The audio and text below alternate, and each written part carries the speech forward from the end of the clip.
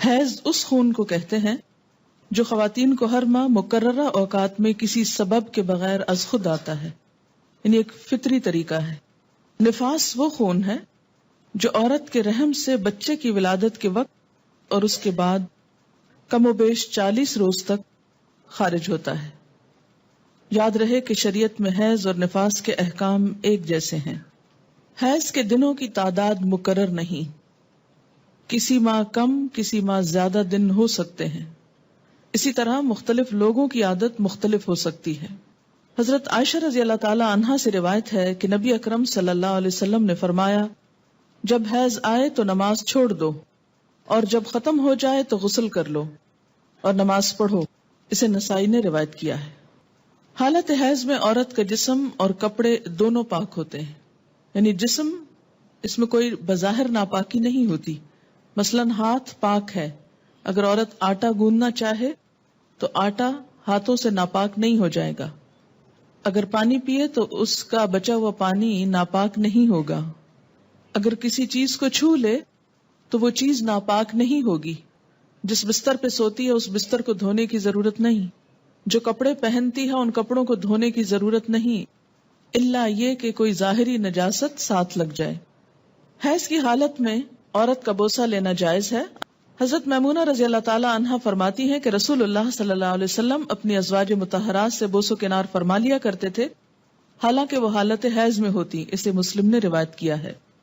حائضہ سے صحبت کرنا منع ہے، یعنی انٹر کورس منع ہے۔ غسل سے پہلے حائضہ سے صحبت کرنا منع ہے، خواہ ایام حیض کی مدت کم ہو یا زیادہ۔ دوران حیض صحبت کرنے کا کفارہ 1 دینار 4 گرام سونا ہے، جبکہ حیض ختم ہونے لیکن غسل سے قبل صحبت کرنے کا کفارہ نصف دینار 2 گرام سونا صدقہ کرنا ہے۔ حضرت ابو ہریرہ رضی اللہ تعالی عنہ کہتے ہیں کہ رسول اللہ صلی اللہ علیہ وسلم نے فرمایا، جو شخص حائضہ سے صحبت کرے یا عورت سے دبر کے راستے سے صحبت کرے، عمل قوم لوط کی طرح، یا نجومی کے پاس قسمت کا حال معلوم کرنے آئے، تو اس نے گویا محمد صلی اللہ علیہ وسلم پر نازل شدہ تعلیمات کا انکار کیا۔ اسے ترمذی نے روایت کیا ہے۔ حضرت عبداللہ بن عباس رضی اللہ تعالی عنہ سے روایت ہے کہ رسول اللہ صلی اللہ علیہ وسلم نے غسل حیض سے قبل اپنی بیوی سے صحبت کرنے والے آدمی کے بارے میں فرمایا کہ وہ 1 دینار 4 گرام سونا یا نصف دینار 2 گرام صدقہ کرے۔ اسے ابو داؤد نے روایت کیا ہے۔ اس سے دراصل عورت کے حقوق کو پروٹیکٹ کیا گیا ہے، کیونکہ عورت اس حالت میں بیماری کے زیادہ قریب ہوتی ہے صحت کی نسبت، اور کئی قسم کی میڈیکل کمپلیکیشنز کا بھی احتمال ہو سکتا ہے دونوں کے لیے، اس لیے منع کیا گیا۔ اور صدقہ اس لیے رکھا جاتا ہے تاکہ انسان اس ڈر سے کہ پیسے جائیں گے، کیونکہ پیسے کا جانا زیادہ تکلیف دہ ہوتا ہے بعض اوقات، یا پینلٹی یا جرمانہ یا فائن کہہ لیں، تو اس لیے یہ ایک طرح سے روکنے کا سبب بنایا گیا۔ حائضہ طواف کے علاوہ باقی سارے مناسک حج ادا کر سکتی ہے۔ باقی مناسک حج کیا ہیں؟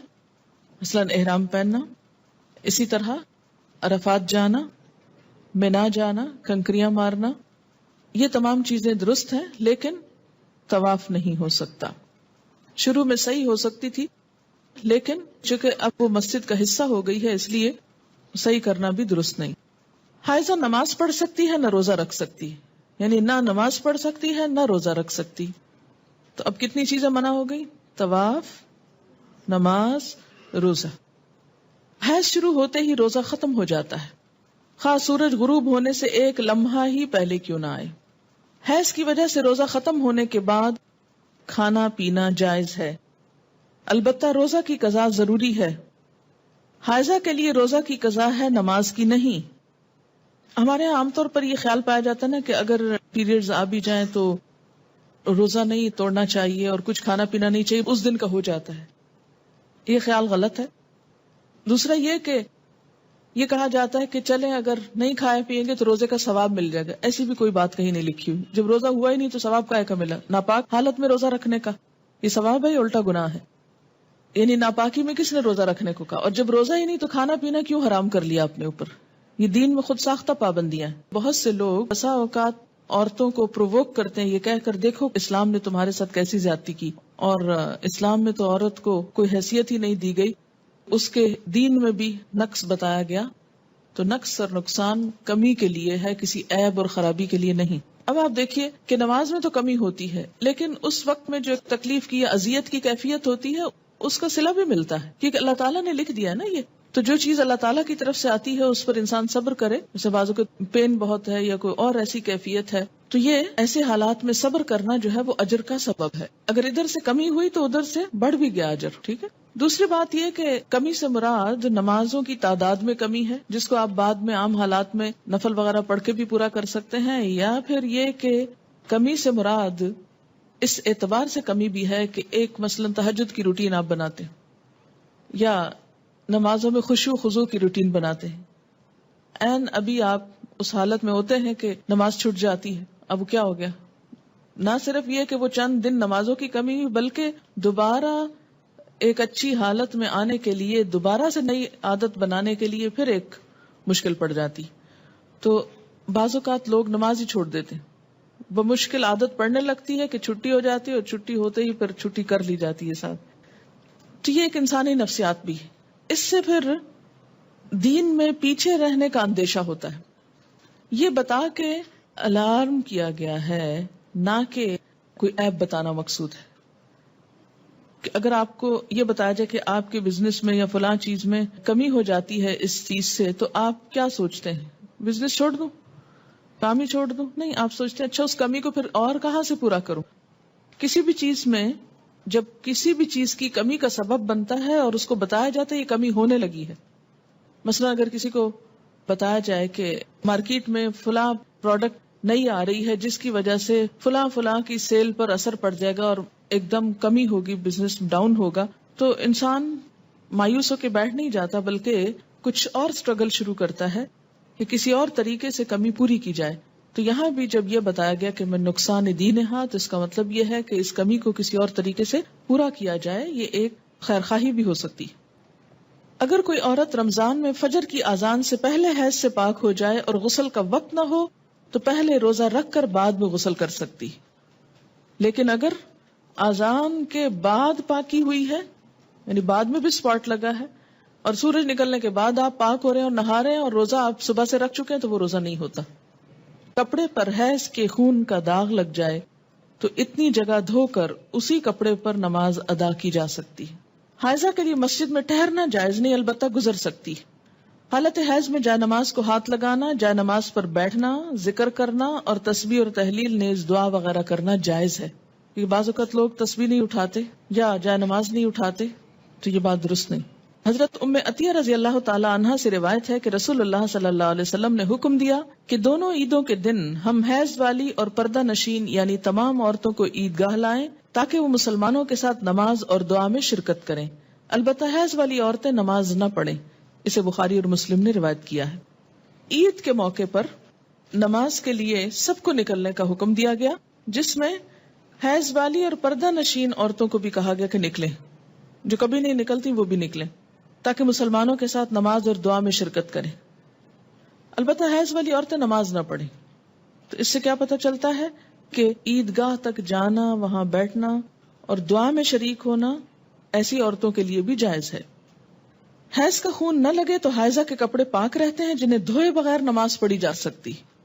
حائضہ کا دوپٹہ یا چادر اوڑھ کر دوسری عورت نماز پڑھ سکتی. حیض سے پاکیزگی حاصل کرنے کے بعد اگر خاکی یعنی براؤن یا زرد یعنی یلوش پانی خارج ہو تو دوبارہ غسل کرنے کی ضرورت نہیں. حیض سے پاکیزگی حاصل کرنے کے لیے بے جا عجلت اور بے جا تاخیر دونوں سے کام نہیں لینا چاہیے. بے جا عجلت کا کیا مطلب ہے کہ انڈیو جلدی، یعنی ہے کب پاک ہوگی، کہیں نماز نہ چلی جائے، کہیں روزہ نہ چلا جائے. اچھا نہا لی، پھر دیکھا کہ ابھی تو نہیں پاک ہوئے، پھر نماز چھوڑ دی، پھر روزہ توڑ دیا، پھر نہا لیے. تو یہ کھیل نہیں بنانا چاہیے اس کو. اسی طرح بے جا تاخیر کے پاک بھی ہو چکے ہیں لیکن نہائی نہیں رہے، محض سستی کے مارے کہ اچھا ایک دو نمازیں اور چھوڑ لیں، آرام کر لیں، تو ایسا نہیں کرنا چاہیے. غسل حیض میں تاخیر ہونے پر قضا نمازیں ادا کرنا چاہیے. یعنی اگر کسی وجہ سے پانی ختم ہے، پانی نہیں ہے، یا کئی سفر کی حالت میں ہے کہ ٹائم پہ نہیں پہنچے آپ کہ نہا سکیں، یا کوئی وجہ بن گئی، یعنی جان بوجھ کے نہیں ہو گیا ایسے، تو پھر کیا ہے، جب نہا چکے تو پچھلی نماز لوٹائیں. مستحاضہ حسب عادت ایام حیض کے بعد غسل کر کے نماز پڑھیں. مستحاضہ کون ہوتی؟ حیض کے علاوہ جو بلیڈنگ ہوتی ہے بیماری کے طور پر، وہ استحاضہ کہلاتی ہے. یعنی سارا مہینہ سپاٹنگ ہوتی رہتی ہے. تو اس میں کیا ہے کہ جو حیض کے ایام ہیں جن میں بلیڈنگ فرق ہو جاتی ہے، مثلا تھکنس ہے یا اس کی اور علامات معلوم ہوتی ہیں، یا اس بیماری کے شروع ہونے سے پہلے ایام حیض کی جو ڈیٹس تھی یا جو عادت تھی اس کے مطابق نہا لے اور باقی دنوں میں نماز پڑھتی رہے خواہ سپاٹنگ ہوتی ہے۔ حضرت عبداللہ بن عباس فرماتے ہیں کہ مستحاضہ غسل کر کے نماز پڑھے خواہ ان کی ایک گھڑی باقی ہو، مثلاً سورج غروب ہونے میں 5 منٹ ہے اور اب وہ نہا کر نکلی تو پڑھے اثر۔ جب عورت نماز ادا کر چکے تو پھر شوہر اپنی بیوی سے صحبت کر سکتا ہے کیونکہ نماز افضل ہے، اسے بخاری نے روایت کیا ہے۔ حائضہ پاکیزگی کی حالت میں جس نماز کے اول یا آخر وقت میں سے ایک مکمل رکعت ادا کرنے کا وقت پالے اس وقت کی قضا نماز اسے ادا کرنی چاہیے۔ مثلاً ظہر کی اذان ہو چکی، آدھا گھنٹہ گزر گیا، آپ نماز پڑھنے جا رہے تھے، پتہ چلا پیریڈز ہو گئے، اب نماز تو نہیں پڑھ سکتے، لیکن چونکہ وقت نماز کا داخل ہو چکا تھا اس لیے یہ نماز آپ کی ذمہ ہو گئی۔ اب جب آپ پاک ہوں گے تو یہ نماز دہرائیں گے۔ اور اسی طرح اگر عصر کا وقت مثلا ختم ہونے سے آدھا گھنٹہ پہلے پاکی حاصل کی، اب نہانے میں 20 منٹ لگ گئے، 10 منٹ باقی ہیں، اور جتنی دیر میں مصلی بچھایا مغرب کی نماز ہو گئی۔ بعض اوقات ایسا نا سردی ہوتی ہے، دروازے بند کرتے جائے نماز بچھاتے کرتے ٹائم ہو جاتا ہے، اتنے میں اذان ہوگی، اب مغرب پڑھ کے کیا کرے؟ عصر قضا پڑھے۔ حائضہ کو مسلسل قرآن پاک کی تلاوت کرنا منع ہے، البتہ ایک آیت توڑ کر پڑھ سکتی ہے، یعنی بیچ میں سانس لے سکتی ہے، اور یہ حدیث نہیں ہے، بہرحال ابراہیم نخعی کا قول ہے۔ حضرت ابراہیم نخعی کہتے ہیں کہ حائضہ قرآن مجید کی ایک آیت پڑھ لے تو کوئی حرج نہیں، اسے بخاری نے روایت کیا ہے۔ یعنی اس معاملے میں علماء اور فقہا کے درمیان اختلاف ہے، بعض کہتے ہیں کہ آیت میں سانس لے لے بیچ میں، کٹھی نہ پڑھے، اور بعض یہ کہتے ہیں کہ اگر پڑھ لے تو حرج کوئی نہیں ہے، کیونکہ کسی صحیح حدیث میں منع نہیں کیا گیا۔ ایک روایت ملتی ہے مگر وہ ضعیف ہے۔ حائضہ قرآن مجید کو ہاتھ نہ لگائے، اگر پکڑنا ضروری ہے تو کپڑے سے پکڑنا چاہیے، یعنی عربک ٹیکسٹ جو ہے اس کو ٹچ نہیں کریں۔ شوہر کی اجازت سے حیض لانے یا حیض روکنے کی ادویات استعمال کرنا جائز ہے۔ دوران حیض بیوی کو طلاق دینا منع ہے،